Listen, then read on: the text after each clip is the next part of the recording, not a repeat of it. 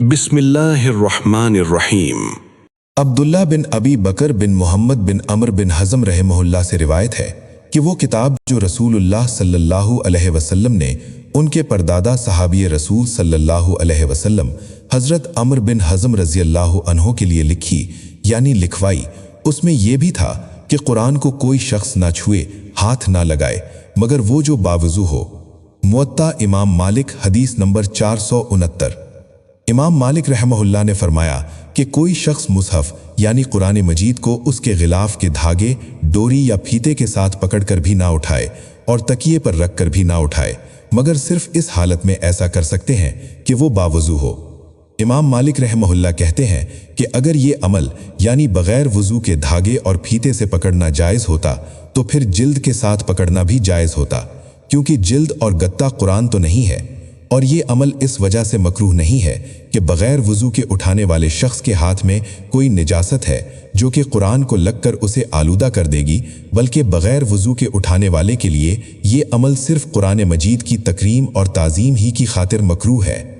मुअत्ता इमाम मालिक हदीस नंबर 469। इमाम मालिक रहमहुल्लाह ने फरमाया कि इस मसले के मुताल्लिक़ पेश किए जाने वाले दलाइल में से एक दलील सूरह वाक़िया की ये आयत है, ला यमस्सुहु इल्लल मुतहरून, सूरह वाक़िया 56 की 79। इसे तो पाक हस्तियों के सिवा कोई हाथ नहीं लगाता।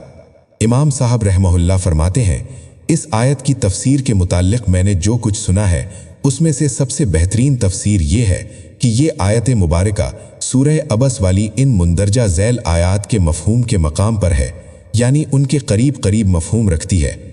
कल्ला इन्नहा तज़किरा फमन शाअ ज़करहु फ़ी सुहुफ़िम मुकर्रमा मरफ़ूअतिम मुतहरा बिअयदी सफ़रा किरामिम बररा। अबस 80 की 11 से 16।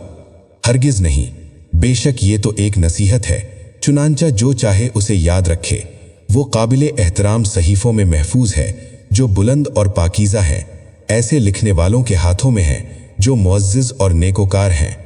मुअत्ता इमाम मालिक हदीस नंबर 469। मोहम्मद बिन सीरीन रहिमहुल्लाह से रिवायत है कि हज़रत उमर बिन ख़त्ताब रज़ियल्लाहु अन्हो कुछ लोगों में बैठे हुए थे और लोग कुरान पढ़ रहे थे। आप रज़ियल्लाहु अन्हो क़ज़ाए हाजत के लिए गए, फिर वो इस हाल में लौटे कि कुरान पढ़ रहे थे तो एक शख्स ने उनसे कहा कि ए अमीरुल मोमिनीन, क्या आप कुरान की तिलावत कर रहे हैं हालांकि आप बावज़ू भी नहीं हैं? तो हज़रत उमर बिन ख़त्ताब रज़ियल्लाहु अन्हो ने उससे कहा कि तुझे बग़ैर वज़ू के तिलावत ममनू होने का ये फ़तवा किसने दिया है? क्या मुसैलमा कज़्ज़ाब ने? मुअत्ता इमाम मालिक हदीस नंबर 470। अब्दुर्रहमान बिन अब्द रहमहुल्लाह जो कि कारा कबीले की तरफ मंसूब होने की बिना पर कारी कहलाते हैं से रिवायत है कि हज़रत उमर बिन ख़त्ताब रज़ियल्लाहु अन्हो ने फरमाया कि जिस शख्स का तिलावत का मखसूस और मुतय्यन हिस्सा रात को रह जाए और वो नींद या बीमारी वगैरह की बिना पर तहज्जुद में उसे न पढ़ सके, फिर उसे सूरज ढलने से लेकर नमाज ज़ोहर तक के दरमियान पढ़ ले तो बेशक वो उससे गोया फौत ही नहीं हुआ, या उन्होंने कहा कि गोया उसने उस फौत शुदा अज्र व फजीलत को पा लिया। मुअत्ता इमाम मालिक हदीस नंबर 471। अब्दुर्रहमान बिन अब्द कारी रहमहुल्लाह रिवायत करते हैं कि मैंने हज़रत उमर बिन ख़त्ताब रज़ियल्लाहु अन्हो को ये फरमाते हुए सुना कि मैंने हज़रत हिशाम बिन हकीम बिन हिज़ाम रज़ियल्लाहु अन्हुमा को सूरह फ़ुरक़ान की तिलावत इस अंदाज़ के अलावा करते हुए सुना कि जिस अंदाज़ और क़िरात के साथ मैं इसे पढ़ता था, और रसूलुल्लाह सल्लल्लाहु अलैहि वसल्लम ने खुद मुझे ये सूरत पढ़ाई थी। अब चूंकि हज़रत हिशाम रज़ियल्लाहु अन्हु की क़िरात मेरी क़िरात से अलग थी तो मैंने समझा कि वो कुरान गलत पढ़ रहे हैं, सो करीब था कि मैं उन पर उनकी हालत नमाज ही में जल्दबाजी करता और उन पर गुस्सा निकालता, लेकिन फिर मैंने उनको मोहलत दी यहाँ तक कि वो नमाज से फारिग हो गए। फिर मैंने उन्हीं की चादर उनके गले में डालकर उनको गुस्से से पकड़ लिया और उनको रसूलुल्लाह सल्लल्लाहु अलैहि वसल्लम की खिदमत में ले आया और अर्ज़ किया कि ए अल्लाह के रसूल, बेशक मैंने इसे सुना, ये सूरह फ़ुरक़ान को इस क़िरात से हटकर पढ़ रहा था जो आपने मुझे इसकी क़िरात पढ़ाई। तो रसूलुल्लाह सल्लल्लाहु अलैहि वसल्लम ने फरमाया, इसको छोड़ दो। फिर आपने फरमाया, ए हिशाम पढ़ो। तो उसने वही क़िरात पढ़ी जो मैंने उसे पढ़ते हुए सुनी थी। आपने फरमाया, इसी तरह ही ये सूरत नाजुल हुई है। फिर मुझसे फरमाया, तुम पढ़ो। तो मैंने इसे अपनी क़िरात में पढ़ा तो आप सल्लल्लाहु अलैहि वसल्लम ने इसके मुतालिक भी फरमाया, इसी तरह ही ये सूरत नाजिल हुई है। यकीनन ये कुरान 7 हरफों यानी 7 क़िरातों पर नाजिल हुआ है, लिहाजा इसमें से जो आसान हो उसे पढ़ लिया करो। मुअत्ता इमाम मालिक, हदीस नंबर 473। हज़रत अब्दुल्लाह बिन उमर रज़ियल्लाहु अन्हुमा से रिवायत है कि रसूलुल्लाह सल्लल्लाहु अलैहि वसल्लम ने फरमाया, यकीनन हाफिज़ कुरान की मिसाल तो सिर्फ़ और सिर्फ बंधे हुए ऊँटों वाले शख्स की सी है।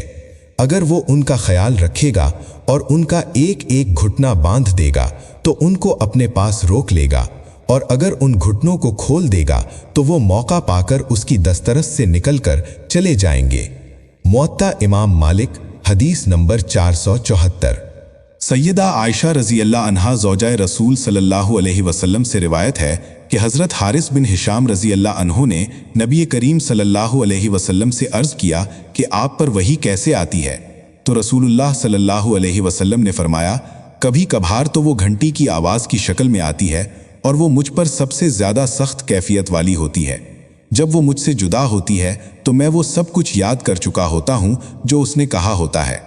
और कभी कभार फरिश्ता मेरे लिए किसी आदमी की शक्ल इख्तियार कर लेता है, फिर वो मुझसे गुफ्तगू करता है तो वो जो कुछ भी कहता है मैं उसे याद कर लेता हूँ। सैयदा आयशा कहती हैं कि यकीनन मैंने आप सल्लल्लाहु अलैहि वसल्लम को देखा, आप पर सख्त सर्दी वाले दिन में वही नाजिल होती, फिर वो आप सल्लल्लाहु अलैहि वसल्लम से इस हाल में जुदा होती कि बिलाशुबा आपकी पेशानी मुबारक पसीने से बह रही होती थी। मुअत्ता इमाम मालिक, हदीस नंबर 475। हिशाम बिन उर्वा रहमहुल्लाह अपने वालिद से रिवायत करते हैं कि सूरह अबसा व तवल्ला हज़रत अब्दुल्ला बिन उम्मे मक्तूम रज़ियल्लाहु अन्हु के मुतालिक नाजिल हुई। वो रसूलुल्लाह सल्लल्लाहु अलैहि वसल्लम की खिदमत आलिया में आए और अर्ज़ करने लगे कि ए मोहम्मद सल्लल्लाहु अलैहि वसल्लम, मुझे अपने करीब कोई जगह बता दीजिए ताकि मैं आपके पास बैठ सकूं। इस वक्त नबी करीम सल्लल्लाहु अलैहि वसल्लम के पास मुशरिकीन कुरैश के बड़ों में से कोई शख्स बैठा हुआ था, तो रसूलुल्लाह सल्लल्लाहु अलैहि वसल्लम उस अब्दुल्लाह रज़ियल्लाहु अन्हु से एराज़ फरमाकर दूसरे शख्स की तरफ तवज्जो फरमाने लगे और उससे पूछने लगे कि ए फुलां, मैं जो कुछ कह रहा हूँ क्या तू इसमें कोई हर्ज महसूस करता है? वो कहने लगा कि नहीं नहीं, खूनों की कसम, मैं आपकी बात में कोई हर्ज नहीं देखता। तो इस एराज़े पैगंबर सल्लल्लाहु अलैहि वसल्लम की बिना पर सूरह अबस नाजिल हुई। मुअत्ता इमाम मालिक, हदीस नंबर 476। ज़ैद बिन असलम रहमहुल्लाह अपने वालिद से रिवायत करते हैं कि रसूलुल्लाह सल्लल्लाहु अलैहि वसल्लम अपने किसी सफ़र में चले जा रहे थे। रात के वक्त हज़रत उमर बिन ख़त्ताब रज़ियल्लाहु अन्हु भी आपके हमराह चल रहे थे। हज़रत उमर रज़ियल्लाहु अन्हु ने आपसे किसी चीज़ के मुतालिक सवाल किया तो रसूलुल्लाह सल्लल्लाहु अलैहि वसल्लम ने जवाब न दिया। उन्होंने फिर पूछा तो आप सल्लल्लाहु अलैहि वसल्लम ने जवाब न दिया। उन्होंने फिर तीसरी बार यानी अब भी पूछा तो आप सल्लल्लाहु अलैहि वसल्लम ने अब भी उनको जवाब न दिया। हज़रत उमर रज़ियल्लाहु अन्हु तो परेशान हो गए और अपने आप से कहने लगे कि उमर, तुझे तेरी माँ गुम पाए, यानी काश तू मर गया होता और ये नौबत ना आती। तूने रसूलुल्लाह सल्लल्लाहु अलैहि वसल्लम से 3 बार मुबालगा व इसरार से सवाल किया, लेकिन आप सल्लल्लाहु अलैहि वसल्लम ने किसी बारी में तुझे जवाब नहीं दिया। हज़रत उमर रज़ियल्लाहु अन्हु कहते हैं कि मैंने परेशानी के आलम में अपने ऊँट को हरकत दी, यहाँ तक कि मैं सब लोगों से आगे हो गया, ये समझकर शायद आका अलैहिस्सलाम मुझ पर नाराज़ हैं और मुझे अपने करीब नहीं देखना चाहते, और मैं डर रहा था कि कहीं मेरे बारे में कुरान ना नाजिल हो जाए। फिर वाकई ऐसा ही महसूस हुआ, क्योंकि मैं ज़्यादा देर न ठहरा था कि मैंने एक ज़ोर से पुकारने वाले को सुना जो मुझे आवाज़ दे रहा था। हज़रत उमर रज़ियल्लाहु अन्हु कहते हैं कि मैंने दिल में कहा कि यकीनन मुझे इसी बात का ख़तरा है कि मेरे मुताल्लिक कुछ कुरान नाजिल हुआ होगा। वो कहते हैं कि मैं रसूलुल्लाह सल्लल्लाहु अलैहि वसल्लम के पास आया और आपको सलाम अर्ज़ किया तो आपने फरमाया, यकीनन आज रात मुझ पर एक ऐसी सूरत नाजिल की गई है जो मुझे हर उस चीज़ से ज़्यादा महबूब है जिस पर सूरज तुलू होता है। फिर आपने सूरह फतह की तरफ इशारा करते हुए इसकी पहली आयत की तिलावत फरमाई, यकीनन हमने आपको वाज़ेह फतह अता फरमाई है। मुअत्ता इमाम मालिक, हदीस नंबर 477। हज़रत अबू सईद खुदरी रज़ियल्लाहु अन्हु रिवायत करते हैं कि मैंने रसूलुल्लाह सल्लल्लाहु अलैहि वसल्लम को ये फरमाते हुए सुना, کہ تم میں ایک خوارج کی قوم نکلے گی، تم اپنی نماز کو ان کی نماز کے مقابلے میں، اپنے روزوں کو ان کے روزوں کے مقابلے میں، اور تم اپنے اعمال کو ان کے اعمال کے مقابلے میں حقیر سمجھو گے۔ ظاہر میں وہ بہت زیادہ عبادت گزار اور متقی محسوس ہوں گے، وہ قرآن پڑھیں گے، لیکن وہ صرف ان کے منہوں اور زبانوں تک محدود ہوگا، اور ان کے حلقوں سے پار ہو کر نیچے سینے اور دل تک تجاوز نہیں کرے گا۔ وہ دین سے اس طرح پار گزر جائیں گے جس طرح تیز رفتار تیر شکار یعنی ہدف سے پار گزر جاتا ہے، اور اتنی تیزی سے گزرتا ہے کہ شکار ہونے والے جانور کے جسم سے گزرنے کے باوجود بالکل صاف ہوتا ہے، اور اس کی تیزی کی وجہ سے گوشت اور خون کو اس پر لگنے کا موقع ہی نہیں ملتا۔ تم تیر کے پھل یعنی نوکدار آنی اور پیکان کو دیکھو تو وہاں کوئی چیز لگی ہوئی نہ دیکھو گے، تم اس کی لکڑی کو دیکھو تو وہاں بھی کچھ نہ دیکھ پاؤ گے، تم اس کے پر میں دیکھو تو کچھ بھی نہ دیکھ پاؤ گے، اور البتہ تیر کے سوفار یعنی وہ حصہ جہاں کمان کی تانت اور تندی ٹکتی ہے اور چھوٹا سا گڑھا ہوتا ہے، تو اس میں تم شک کرو گے کہ شاید یہاں خون کے کچھ اثرات پہنچے ہیں۔ موطا امام مالک حدیث نمبر 478۔ ابو سلمہ بن عبد الرحمن رضی اللہ عنہ سے روایت ہے کہ حضرت ابو ہریرہ رضی اللہ عنہ نے نماز عشاء میں جماعت کراتے ہوئے ان کے لیے سورہ اذا السماء انشقت پڑھی، پھر سجدے میں چلے گئے۔ پھر جب نماز سے فارغ ہوئے تو انہیں بتایا کہ رسول اللہ صلی اللہ علیہ وسلم نے بھی اس صورت میں سجدہ کیا تھا۔ موطا امام مالک حدیث نمبر 480۔ عبداللہ بن دینار رحمہ اللہ سے روایت ہے، کہتے ہیں کہ میں نے حضرت عبداللہ بن عمر رضی اللہ عنہما کو دیکھا، انہوں نے سورہ حج میں 2 سجدے کیے۔ موطا امام مالک حدیث نمبر 482۔ آرج سے روایت ہے کہ حضرت عمر بن خطاب رضی اللہ عنہ نے سورہ والنجم اذا ہوا پڑھی تو اس میں سجدہ کیا، پھر سجدہ تلاوت سے اٹھ کر اسی رکعت میں کوئی دوسری سورت بھی پڑھی۔ موطا امام مالک حدیث نمبر 483۔ ہشام بن عروہ رحمہ اللہ اپنے والد عروہ رحمہ اللہ سے روایت کرتے ہیں کہ حضرت عمر بن خطاب رضی اللہ عنہ نے جمعے کے دن منبر پر ایک سجدے والی آیت کی تلاوت کی تو نیچے اتر کر سجدہ کیا، تو لوگوں نے بھی ان کے ہمراہ سجدہ کیا۔ پھر دوسرے جمعے میں بھی اسی آیت سجدہ کو پڑھا تو لوگ سجدہ تلاوت کرنے کے لیے تیار ہو گئے، لیکن حضرت عمر رضی اللہ عنہ نے فرمایا، ٹھہر جاؤ، یقیناً اللہ تعالیٰ نے اس سجدے کو ہم پر فرض نہیں کیا مگر یہ کہ ہم خود چاہیں تو سجدہ کر سکتے ہیں۔ چنانچہ انہوں نے خود بھی سجدہ نہ کیا اور لوگوں کو بھی سجدہ کرنے سے منع فرما دیا۔ موطا امام مالک حدیث نمبر 484۔ امام مالک رحمہ اللہ نے فرمایا کہ ہمارے ہاں اس بات پر عمل جاری نہیں ہے کہ جب امام منبر پر سجدے والی آیت پڑھے تو منبر سے اتر کر سجدہ کرے۔ موطا امام مالک حدیث نمبر 484۔ امام مالک رحمہ اللہ فرماتے ہیں، ہمارے نزدیک حکم یوں ہے کہ قرآن مجید کے عزائم یعنی معقد اور پختہ حکم والے سجدے 11 ہیں، مفصل یعنی قرآن مجید کی آخری منزل میں ان میں سے کوئی بھی نہیں ہے۔ موطا امام مالک حدیث نمبر 484۔ امام مالک رحمہ اللہ نے فرمایا، کسی شخص کے لیے لائق اور درست نہیں کہ وہ نماز فجر کے بعد طلوع آفتاب تک اور نماز عصر کے بعد غروب آفتاب تک کوئی بھی سجدہ تلاوت کرے، کیونکہ رسول اللہ صلی اللہ علیہ وسلم نے نماز فجر کے بعد سورج کے طلوع ہونے تک نماز پڑھنے سے اور نماز عصر کے بعد غروب آفتاب تک کوئی نماز ادا کرنے سے منع فرمایا ہے، اور سجدہ تلاوت بھی نماز میں سے ہے، لہٰذا کسی کے لیے بھی مناسب نہیں کہ ان دونوں اوقات میں کوئی آیت سجدہ تلاوت کرے۔ موطا امام مالک حدیث نمبر 484۔ امام مالک رحمہ اللہ سے اس شخص کے متعلق سوال ہوا جو آیت سجدہ تلاوت کرتا ہے اور کوئی حائضہ عورت اسے سن رہی ہو تو کیا وہ بھی سجدہ کرے گی؟